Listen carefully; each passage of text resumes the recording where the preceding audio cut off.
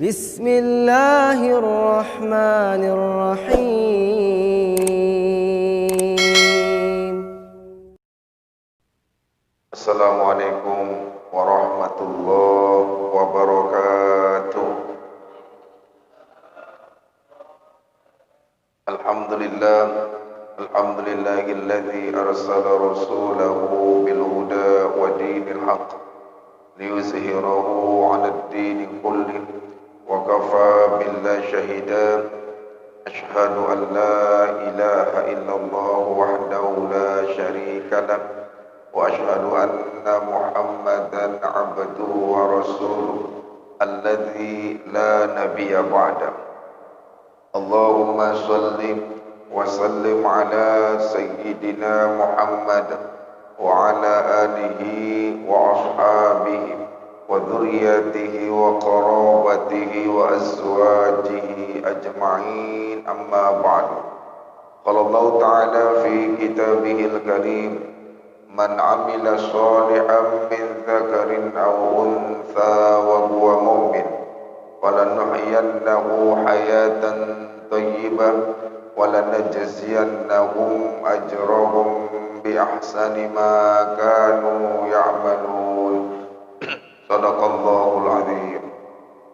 Jamaah salat fardhu subuh yang dirahmati Allah Subhanahu wa taala, kembali sama-sama kita bersyukur kepada Allah yang senantiasa melimpahkan nikmat dan karunia kepada kita. Mudah-mudahan segala nikmat yang terus Allah limpahkan dalam kehidupan kita ini akan menjadi ladang amal ibadah bagi kita untuk persiapan dan bekal menghadap Allah Subhanahu wa taala. Salawat dan salam senantiasa kita sanjungkan kehadiran Nabi besar kita, Nabi Muhammad Rasulullah sallallahu alaihi wasallam. Mudah-mudahan kita kelak di yaumil mahsyar dengan izin Allah akan mendapatkan syafaat atau pertolongan daripada baginda Rasul di yaumil mahsyar. Amin amin rabbal alamin. Jemaah dirahmati Allah Subhanahu wa taala, pada subuh hari ini di awal tahun 2021, mari sedikit kita akan mengkaji tentang 7 wasiat Nabi kita, Nabi Muhammad Rasulullah sallallahu alaihi wasallam. Sebagai bentuk kecintaan kita kepada Rasul adalah dengan kita mengamalkan sunnah-sunnah daripada Nabi kita, Nabi Muhammad. Sunnah itu terbagi 3, ada sunnah qauliyah, ada sunnah fi'liyah, ada sunnah taqririyah. Kalau sunnah qauliyah, apa yang dikatakan Nabi itu sunnah qauliyah namanya. Tapi kalau sunnah fi'liyah, apa saja yang dibuat oleh Nabi itu sunnah fi'liyah. Kalau sunnah taqririyah, itu apa saja yang dibuat sahabat yang Nabi tidak mempermasalahkan atau Nabi tidak melarang, itu disebut sunnah taqririyah. Jadi semua ini ada termasuk namanya sunnah. Maka sunnah dalam maknanya adalah ma udifa ilan nabi qawlan wa fi'lan wa taqriran.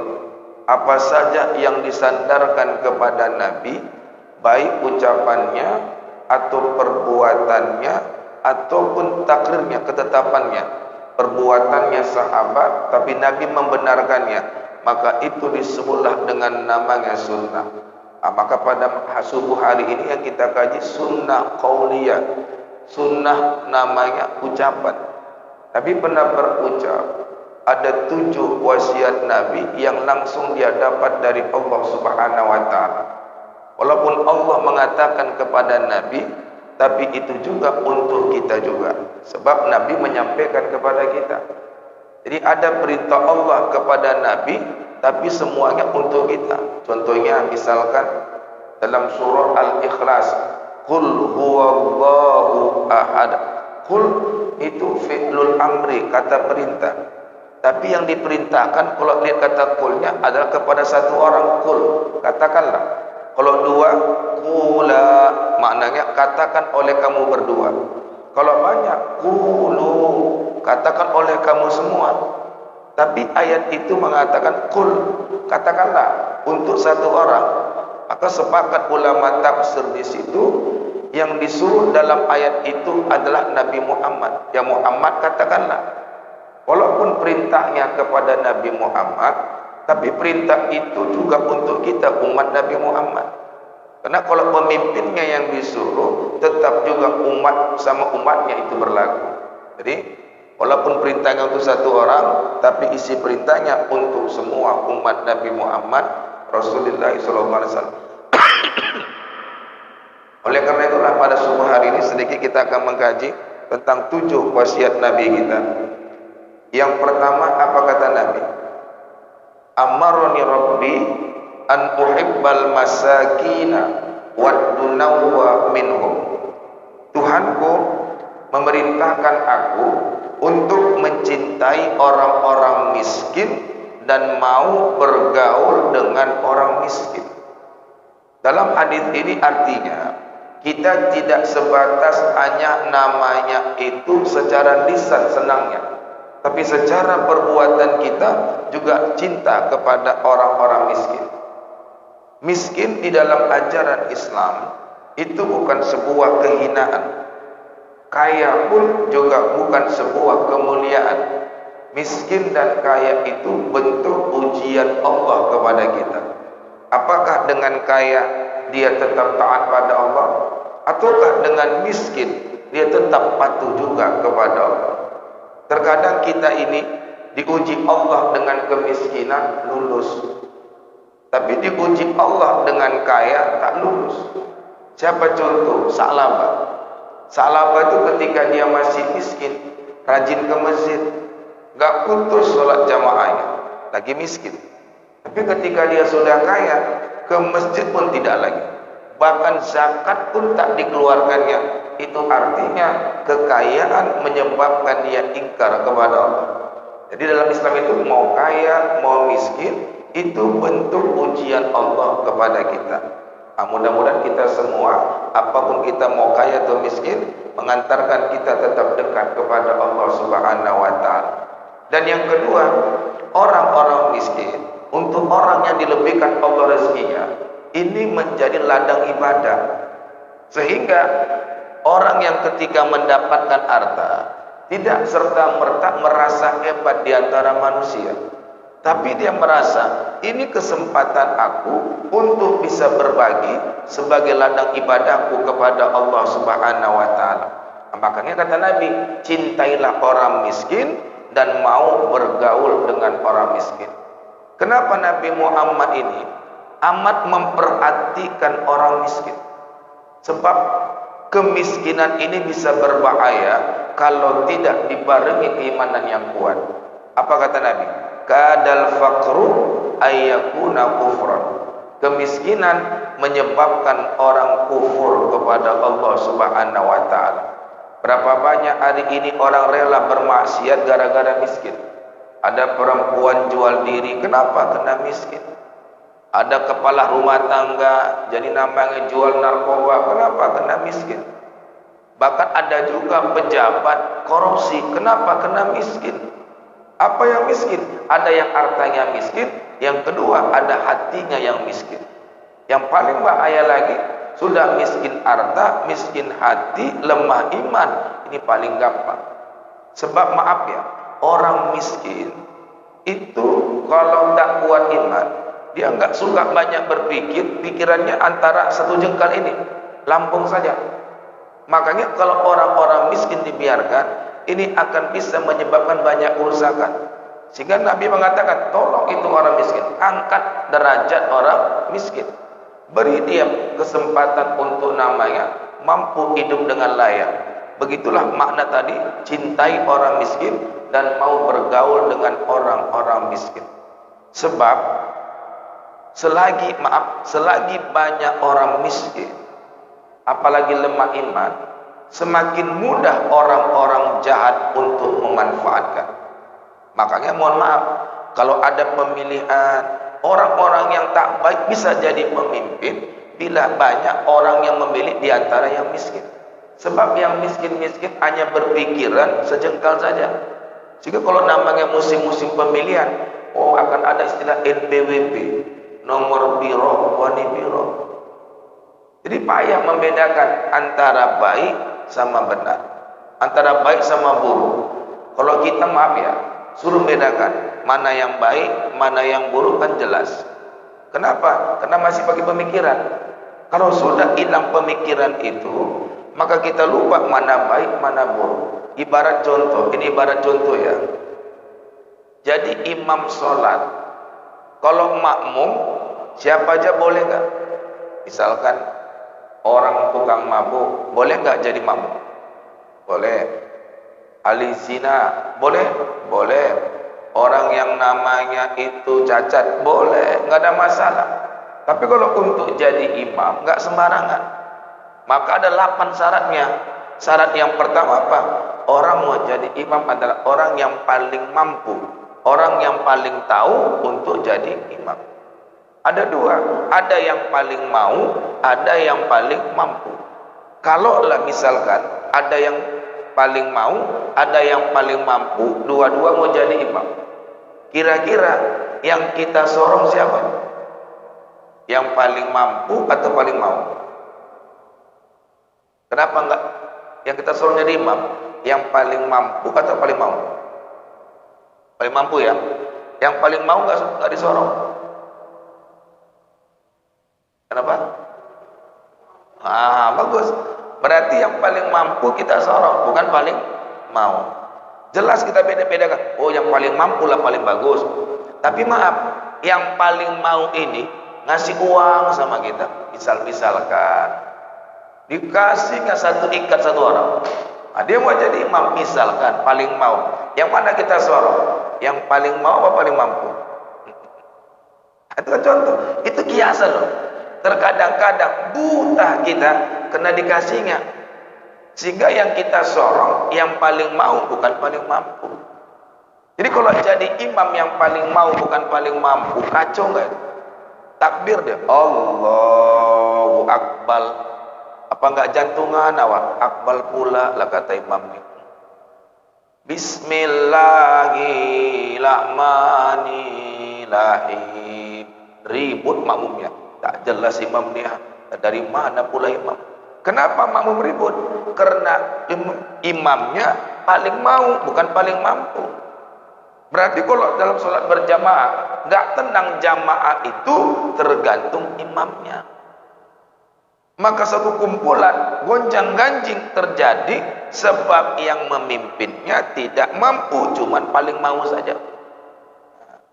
Tapi kok bisa yang paling mau jadi imam? Sebab masyarakatnya hanya melihat pemberiannya, bukan lihat kondisinya. Jadi kalau begitu, selagi banyak orang miskin, orang buruk bisa menang nggak? Bisa, karena demokrasi itu suara paling banyak. Jadi kalau begitu asal dikasih, udah milih saja. Makanya mohon maaf ya, orang-orang buruk itu sangat suka banyak orang miskin. Selagi ada orang miskin, mereka mudah. Karena orang kalau sudah miskin, dia nggak mau banyak berpikir. Siapa yang kasih makan, itulah dia. Begitu yang paling bahaya. Maka kata Nabi, kadal fakru ayyakuna kufran. Kemiskinan itu menyebabkan kekufuran kepada Allah Subhanahu wa Ta'ala. Jadi orang yang mampu, kata Nabi, cintailah orang miskin dan mau bergaul dengan orang miskin. Maka kita kalau punya masyarakat, ayo kita entaskan kemiskinan. Berarti apa? Mengangkat derajat orang miskin, bukan memiskinkan masyarakat. Maaf ya, kalau kita segera cari uang, kasih uang saja, itu sama dengan tidak mengentaskan kemiskinan, tapi memiskinkan masyarakat. Kalau kita lihat sekarang, banyak nggak orang miskin? Banyak. Walaupun HP-nya, mereknya mahal-mahal, tapi coba lihatlah, pulsanya sedikit itu. Kadang-kadang nggak punya paket loh, nggak punya paket. Apa contohnya? Lihat nanti namanya di KPKP itu, ini belagak. Saya duduk memang, cuma minta beli 1 gelas minum, 3 jam duduknya. Kenapa? Nggak ada paket, pakai WiFi. Itu artinya apa? Miskin. Beli mobil, tapi nggak sanggup beli minyak. Itu artinya apa? Miskin. Banyak orang merokok tapi belinya ketengan. Apa tuh? Satu batang saja, itu pertanda ada kemiskinan. Gaya saja memang nampaknya bonafit, tapi isi kantongnya kosong. Berarti itu namanya dalam kondisi miskin. Maka orang miskin ini kalau kita angkat, kasih dia peluang kerja, bukan kasih bantuan saja, tapi bukakan banyak-banyak peluang kerja pada yang miskin, biar hidupnya berkesinambungan. Kalau sekedar kasih 1 bulan 200.000, apa artinya? Tapi bukakan lapangan kerja kepada dia. Itu kalau kita senantiasa mau cinta kepada orang miskin. Nah, makanya zaman sekarang kadang-kadang maaf, banyak orang membahas tentang orang miskin, tapi membahasnya di hotel bintang 5, makannya enak. Gimana mereka bisa merasakan perihnya penderitaan orang miskin?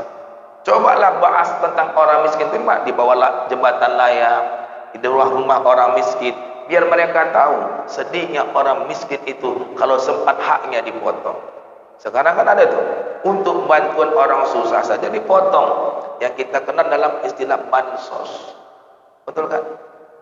Disuruh untuk namanya bagikan sama orang susah, potong atas pula lagi. Ya Allah, yang motong bukan orang miskin, orang kaya.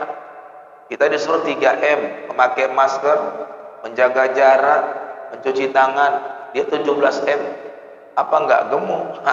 Masalahnya situ. Mentalnya yang masih miskin. Oke, hartanya banyak, mentalnya miskin. Kalau udah mental miskin, menjadi namanya penjilat, pengkhianat. Yang kedua, apalagi wasiat Nabi? Amaroni Rabbi an anzura ila man duni wala anzura ila man fawqi. Tuhanku memerintahkan aku untuk melihat siapa di bawahku, jangan suka melihat siapa di atasku. Ini maknanya di dalam masalah nikmat duniawi. Tapi kalau masalah ilmu dan ibadah, lihatlah ke atas, jangan lihatlah ke bawah. Misalkan, kok bisa ya dia satu hari bisa baca 2 juz Al-Quran, aku kok nggak bisa? Melihat kayak gitu, terpanggil untuk bisa membaca seperti itu. Dia kok pintar kali ya, kok banyak dia tahu ya, aku kok nggak banyak tahu. Terpanggil untuk menambah ilmu. Maka kalau masalah ilmu, masalah ibadah, lihatlah ke atas, jangan lihat ke bawah. Tapi hadis ini menyuruh kita untuk melihat ke bawah di dalam masalah nikmat. Nikmat apa? Nikmat duniawi. Misalkan kita punya sepeda motor, tak usahlah banyak melihat orang punya mobil, nanti nggak bersyukur. Alhamdulillah masih punya sepeda motor. Tetanggaku kemana-mana cuma naik sepeda. Lumayan kan naik sepeda motor, nggak akan naik betis. Tapi kalau dayung sepeda, itu bisa naik betis. Yang punya sepeda, alhamdulillah aku punya sepeda. Wah, sebelah hanya jalan kaki kemana-mana. Yang jalan kaki, lihat ke bawah. Syukur aku cuma jalan kaki. Tetanggaku punya mobil, tapi kaki udah lumpuh. Masih mendingan aku bisa jalan. Yang lumpuh kakinya, alhamdulillah aku masih lumpuh. Tetangga sebelahku udah kena stroke, nggak bisa kemana-mana. Yang kena stroke, lihat ke bawah lagi. Syukur aku stroke. Tetangga sebelah udah meninggal mula. Berarti semakin lihat ke bawah, semakin tumbuh rasa syukur kita kepada Allah Subhanahu wa Ta'ala. Makanya dalam masalah nikmat duniawi, lihatlah dia kepada yang di bawah. Kalau lihat pada yang ke atas, nggak syukur. Misalkan bapak duduk situ, lihat ke depan, enak kali lah Ustaz tuh, udah dingin-dingin, dapat teh manis pula. Awak kok nggak dapat-dapat? Muncul namanya iri hati, nggak apa-apa lah. Tapi kalau lihat ke bawah, syukur aku masih belum dapat minum, tapi masih bisa duduk, alhamdulillah. Daripada nggak bisa duduk, berarti makin melihat ke bawah, makinlah kita tumbuh rasa syukur kepada Allah Subhanahu wa Ta'ala. Tapi kalau dalam masa nikmat duniawi, lihatnya ke atas, akibatnya apa? Kita payah bersyukur kepada Allah. Itu yang kedua. Yang ketiga, apa wasiat Nabi lagi? Amaroni Rabbi an asilar rahima wa in udbirtu. Tuhanku memerintahkan aku untuk menyambung tali silaturahim walaupun kepada orang yang membenciku sekalipun. Nah, ini. Kalau kita mendatangi atau bersilaturahim kepada orang yang senantiasa baik sama kita, itu mudah atau susah? Mudah ya. Tapi kepada orang yang pernah mencaci kita, yang pernah memaki kita, untuk datang bersilaturahim mudah atau susah? Susah. Tapi kata Nabi, tak usahkan sama yang baik sama kita, sama yang buruk sama kita pun, kata Nabi, sambungkan tali silaturahim. Berarti ini penekanannya adalah orang beriman itu wajib menyambung tali silaturahim. Haram hukumnya memutuskan tali silaturahim. Haram. Saking kerasnya apa kata Nabi? La dakhul jannata qati'un. Tidak masuk surga orang-orang yang memutuskan tali silaturahim. Berarti muslim dengan muslim haram memutuskan silaturahim. Pertanyaannya, kalau ada orang menyuruh kita yang muslim untuk memutuskan silaturahim kepada saudaranya muslim, kira-kira yang disuruh itu wajib patuh atau tidak? La ta'ata li ma'siyatillah. Tidak ada ketaatan dalam bermaksiat pada Allah. Sekarang kondisinya muslim disuruh benci kepada muslim yang lain. Ini yang terjadi sekarang. Mana boleh seorang muslim membenci seorang muslim. Membenci aja enggak boleh, apalagi sampai membunuh. Nauzubillah. Coba buka surah Al-Hujurat ayat 10. Innamal mu'minuna ikhwah fa aslihu baina akhwaykum wattaqullaha la'allakum turhamun. Sesungguhnya orang beriman itu bersaudara. Maka kalau saudaramu dalam kondisi bertikai, damaikanlah kedua saudaramu, bertakwalah kepada Allah, niscaya kau dapat rahmat dari Allah Subhanahu wa taala. Nah, berarti ini artinya orang muslim diharamkan oleh baginda Nabi memutuskan tali silaturahimnya. Apalagi sekarang disuruh membenci, menghindari. Kalau bisa jangan sampai bergabung, jangan disapa. Nauzubillah min zalik. Hati-hati. Hari ini banyak upaya-upaya membenturkan muslim dengan muslim. Akhirnya apa? Orang muslim diajarkan, disuruh memandang buruk kepada saudaranya muslim. Nauzubillah. Padahal innamal mu'minuna ikhwah, sesungguhnya orang-orang beriman itu bersaudara. Pakai kata innama. Maka kata Imam Syafi'i, kalau sebuah hadis atau ayat ada kata innama di pangkalnya, maka perbuatan sesudah kata innama menjadi wajib. Sebuah perbuatan dihukumkan wajib sebab ada kata innama di pangkalnya. Kita ambil contoh, innamal a'malu binniyat. Pakai kata innama ya, innamal a'malu binniyat. Sesungguhnya amal itu diukur dengan niatnya. Berarti niat itu perbuatan ya, niat. Ada niat, ada innama.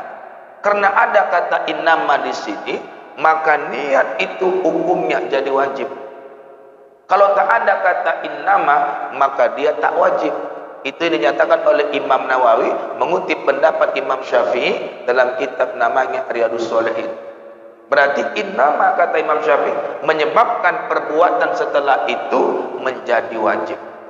Ambil contoh lagi, surah At-Taubah ayat 60. Innamas shadaqatu lil fuqara'i wal masakin.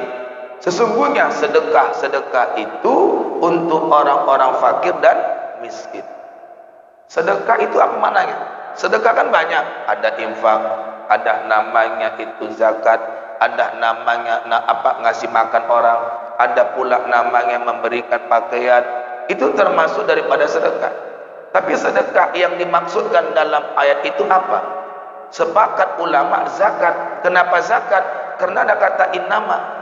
Berarti sedekah yang dimaksud setelah kata innama, sedekah yang hukumnya wajib. Sedekah yang hukumnya wajib itulah zakat. Kalau wakaf, hibah, hadiah itu enggak wajib. Tapi kalau zakat hukumnya wajib. Tapi di situ kata sedekah. Kenapa bisa lari ke zakat? Sebab ada kata innama. Maka innama shadaqatu, sesungguhnya zakat-zakat itu untuk para fakir dan miskin. Sebab ada kata innama. Innamal mu'minuna ikhwah. Sesungguhnya orang beriman itu bersaudara.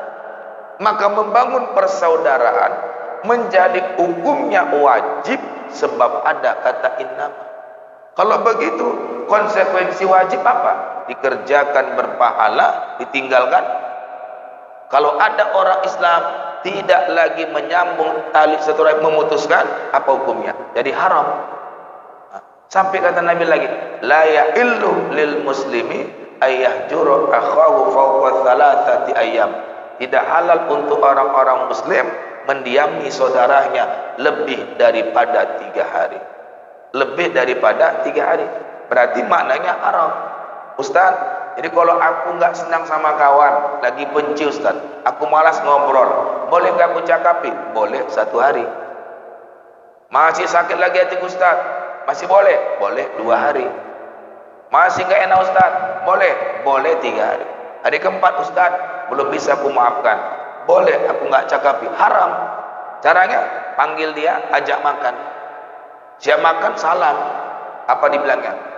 Aku suka kali kalau bapak nggak suka dengan aku. Kenapa? 3 hari kita boleh nggak cakapan, tapi hari keempat aku diajak makan, kan cocok kali itu. Kalau bisa sering bapak kayak gini. Ini dia. Sama itu. Suami istri, misalkan istri nggak lagi ngambek sama suaminya, boleh nggak nyakapi suaminya? Boleh 1 hari aja. 2 hari masih boleh. 3 hari masih boleh. Hari keempat jangan. Jadi gimana? Ajak ke Brastagi. Ngapain? Naik kuda di Gundaling. Insya Allah balik bagus lagi. Oh bang apa? Brastagi bang yuk. Alah malas aku. Oh kata si ngayal, ya udah kalau abang nggak mau ada yang ngajak kok. Apa nggak jantung? Ini dia. Nggak boleh. Makanya istri itu kalau sudah namanya marah suami boleh, tapi ingat walaupun nggak cakapan 3 hari, nanti bilang sama istri kita ya, tetapi dia tetap wajib namanya untuk melaksanakan kewajibannya. Walaupun tak cakapan 3 hari, kewajibannya tetap dia harus laksanakan. Ini baru bertengkar suami istri, udah bertengkar ini, bertengkar hebat. Ya udah, suami pergi, sore balik, mau minum kopi nih. Mau apa? Minta malu, nggak minta mutu. Mau minta buat kopi, malu. Nggak minta kopi, butuh. Akhirnya duduk dia di depan tuh, duduk aja. Kopi. Dengar di sisi belakang, jijik kali aku lah. Semalam tadi aku maki-maki aku, minta kopi juga nih kau nih. Kopi, kata ya Allah. Aku lemparkan lah gelasnya. Mulai. Aku kalau nggak kena cara mau sapi tadi malam tuh nggak akan mau buatan kopi. Dibuatkan ya lah kopi, tapi banyak sampai bebui. Ucok bawakan kopi ya kau nih. Ya ini kopi ya, kau bebui cok, kopi ikan laga tuh ya. Aneh, tapi tetap dibuatkan. Walaupun dia marah, tapi tetap dibuatkan 3 hari aja, 3 hari. Tapi begitu ya. Sebab orang beriman sama orang beriman ini kata Nabi, ini kayak tubuh. Satu yang sakit semua terasa. Satu yang dapat enak semua terasa senang. Ibarat contoh kita duduk, selonjor kita, tangan kita ke belakang, jempol kita terjepit pintu. Sakit nggak itu? Sakit ya? Di mana sakit itu? Sakitnya semua. Mulut berteriak, kepala berdenyut, badan meriang, ini bengkak. Itu artinya adalah bahwa siapa? Semua merasakan sakit itu. Kalaulah bapak misalkan dikasih istri lah pula jam baru, senang pak? Senang nggak? Senang. Yang senang yang mana? Semua. Kepala enak berpikir, badan enak bergerak, tangan pun enak lincah. Mana? Ngaji. Di mana? Sana. Mulai itu. Kenapa? Karena dia senang. Sampai buka pintu pun berapa? Nampak jam baru. Jadi ini artinya satu yang dapat enak semua merasakan. Itulah gambaran orang beriman.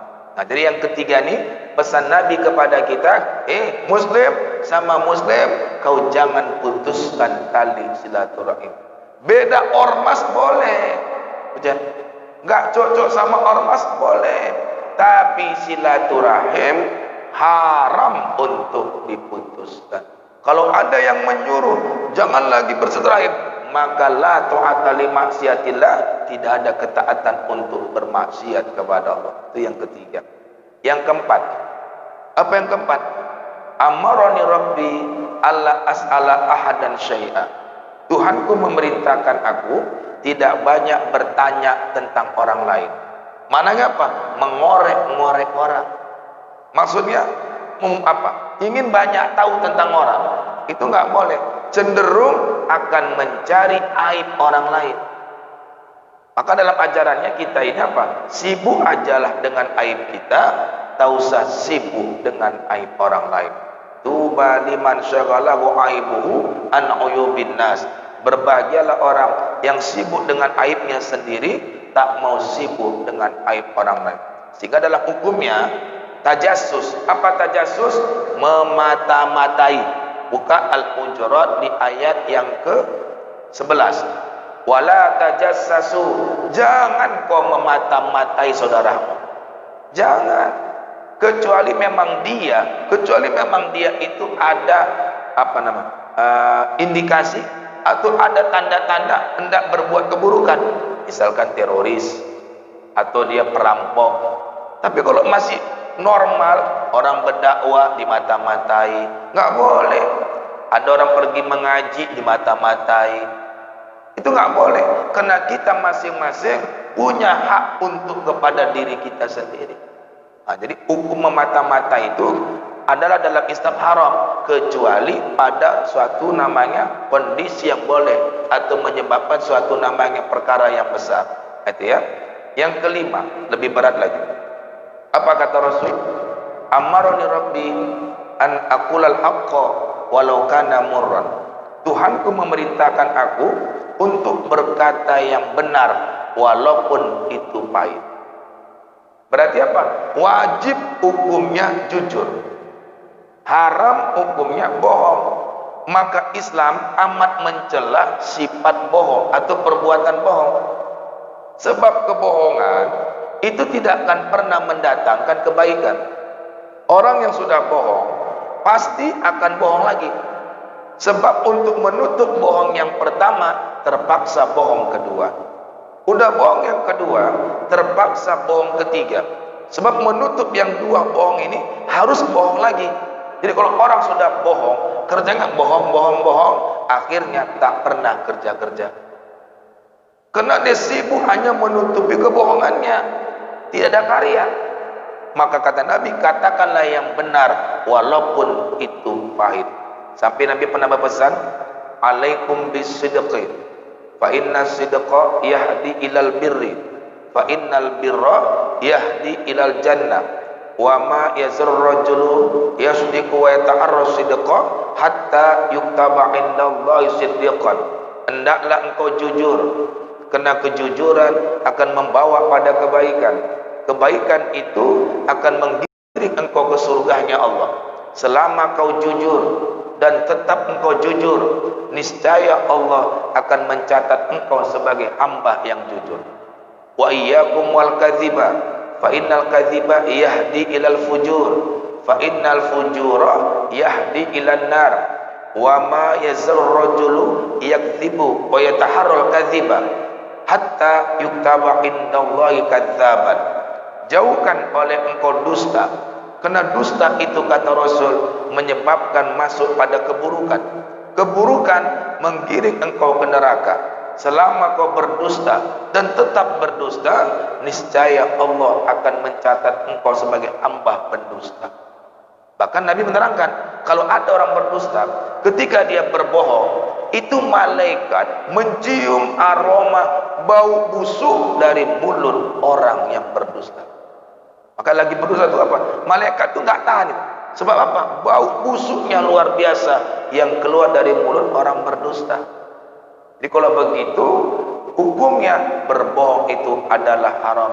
Maka Nabi menekankan, apapun posisimu, jadilah engkau orang jujur. Kalau kau jadi presiden, presiden yang jujur. Kalau kau jadi menteri, menteri yang jujur. Kalau kau jadi panglima, panglima yang jujur. Kalau kau jadi kapolri, kapolri yang jujur. Kalau kau jadi aparat, aparat yang jujur. Kalau kau jadi orang kaya yang jujur. Kalau jadi suami, suami yang jujur. Nggak boleh suami nggak jujur. Siapa tuh Bang? Anto. Rupanya Anita. Itu udah nggak jujur. Kalau engkau pedagang, jadi pedagang yang jujur. Karena kejujuran pasti membawa pada kebaikan. Jadi Pak Ustaz, nggak ada celah untuk boleh berbohong. Ada tiga sebab dibolehkan berbohong. Apa itu? Satu, di dalam peperangan, ketangkap sama musuh, kita boleh berbohong. Karena kalau kita jujur, kawan kita mati. Satu. Yang kedua, boleh berbohong untuk namanya menyelamatkan orang. Misalkan ada orang mau dibunuh, dia sembunyi, kita tahu, dikejar-kejar orang, mana si Polan, mana? Kalau kita sebutkan tempatnya, dia dibunuh, mudarat, maka di situ boleh. Yang ketiga, boleh berbohong untuk menyenangkan hati pasangan. Mana tahu pulang awak ke rumah pakai baju pula, ya kan? Antara baju sama kulit nggak cocok, awak nengoknya udah geli aja. Tapi kalau kita jujur, sakit hati dia. Gimana Bang, cantik aku Bang? Kau pun balik mata kau, nggak bisa lihat-lihat nama yang mana yang cocok, kan sakit hatinya. Cantik aku Bang, oh cantik kali deh, ya Allah deh. Sejak aku pakai baju ini, ya Allah deh, aku nggak bisa lagi lihat ke lain orang. Kenapa? Begitu indahnya dirimu. Itu artinya apa? Menyenangkan hati perasaan. Bang, cemana Bang? Enak masakan kau Bang? Oh enak kali deh. Saking enaknya masakan kau deh, nggak bisa Bang tambu. Abang lebay. Enggak loh. Kenapa nggak bisa tambu? Takut abang hilang rasa enaknya. Alah bohong kali abang. Ditesnya, asinnya Bang. Nah, kau yang bilang bukan abang. Berarti di situ apa? Boleh berbohong untuk menyenangkan hati istri. Atau istri menyenangkan hati suami. Dalam rumah tangga ya, untuk itu aja. Tapi misalkan kalau kita tanya, Dek, apa? Ada balik uang belanja. Itu boleh nggak bohong? Boleh nggak? Suami nanya, Dek, ada balik uang belanja. Balik banyak nih. Kalau dibilang ada, diambil suami. Kalau dibilang nggak ada, cair. Tapi bohong. Kira-kira cuman nih? Boleh nggak dia bohong? Nggak boleh. Udahlah, ini Bang ada baliknya. Itu artinya wajib menyatakan benar walaupun kondisinya pahit. Kan pahit, diambil suami, nggak jadi beli bedak. Tapi suami kayak gitu keterlaluan. Tapi saya yakin kalau bapak-bapak yang duduk ini sayang istri semuanya gitu. Nampak dari wajahnya penuh bahagia. Kenapa bahagia? Karena istri banyak senyum di rumah. Ya kan Pak? Yang keenam, lebih berat lagi. Amaroni Rabbi Allah akhafa fillah lau matalaim. Tuhanku memerintahkan aku, kata Rasul, untuk tidak takut menjalankan perintah Allah walaupun dicaci, dihina oleh orang-orang yang benci. Pertanyaannya, hari ini menjalankan ajaran Allah ini tantangannya berat enggak? Hari ini berat. Maka banyak tuduhan, banyak fitnah yang terjadi. Kalau nggak bisa difitnah, bisa dipenjara, bisa dibunuh. Itulah tantangannya. Sampai Nabi pernah bersabda, saya zaman ala ummati, akan datang suatu masa pada umatku, al-qabidu ala dinihi kal-qabidi alal jamrah. Akan datang suatu masa pada umatku, mereka menjalankan agamanya seperti memegang bara api. Mereka pegang bara itu, terbakar tangan. Dilepaskan bara, selamat tangan. Begitulah dijalankannya agamanya, bisa difitnah, bisa dituduh, bisa diancam, bisa dibunuh. Tetapi dilepaskannya agamanya, maka di situ murtadlah dia. Maka hari ini luar biasa. Tekanan-tekanan, alangan-alangan, atau ancaman-ancaman untuk melaksanakan istiqomah dalam keislaman beratnya luar biasa. Tantangannya kalau nggak terbakar tangan, nggak dia hidup nyantai. Tapi Allah murka kepada dia.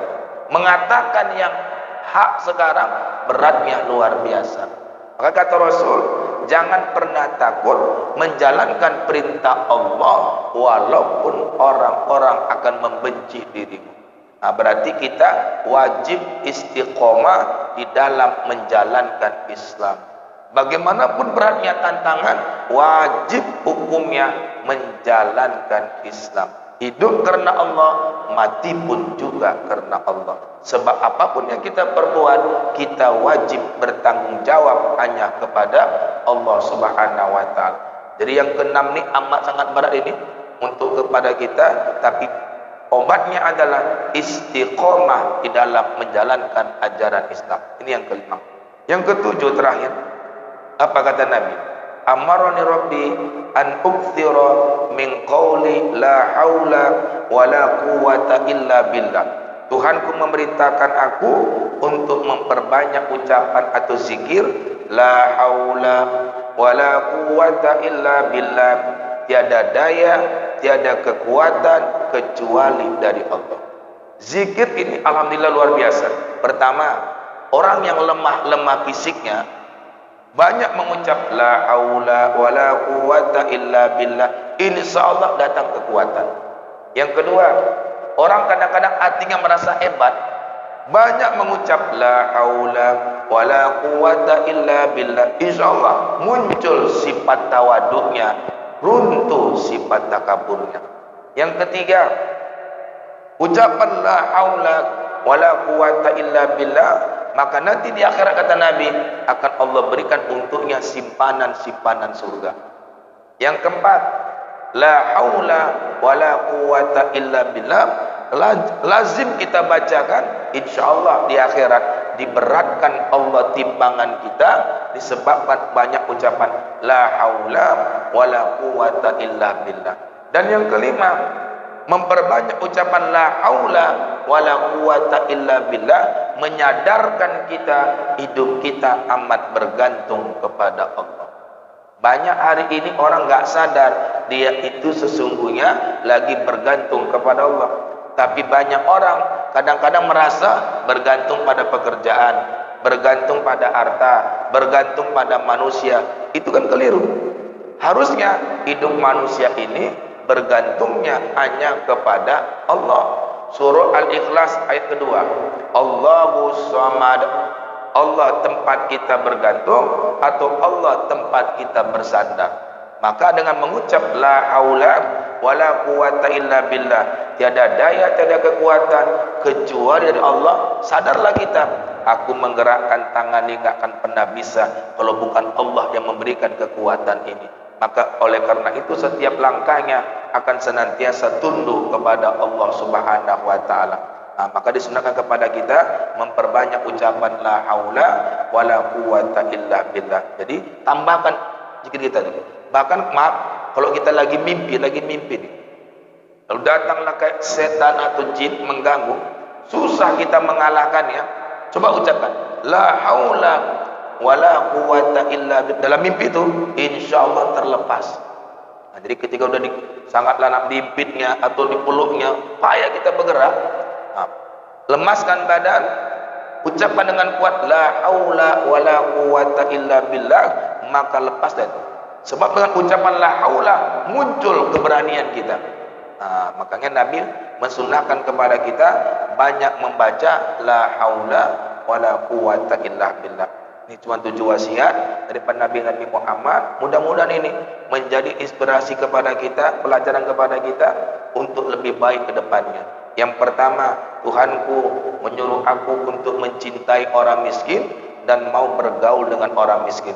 Yang kedua, Tuhanku menyuruh aku melihat kepada siapa di bawahku, jangan suka melihat siapa di atasku dalam nikmat duniawi. Yang ketiga, Tuhanku menyuruh aku menyambung tali silaturahim walaupun kepada orang yang membenciku sekalipun. Yang keempat adalah Tuhanku memerintahkan aku untuk tidak banyak bertanya tentang orang lain. Yang kelima, Tuhanku memerintahkan aku untuk berkata yang benar walaupun itu pahit. Baru yang keenam, Tuhanku memerintahkan aku, kata Rasul, untuk menjalankan perintah Allah, untuk tidak takut menjalankan perintah Allah walaupun dibenci, dihina sekalipun.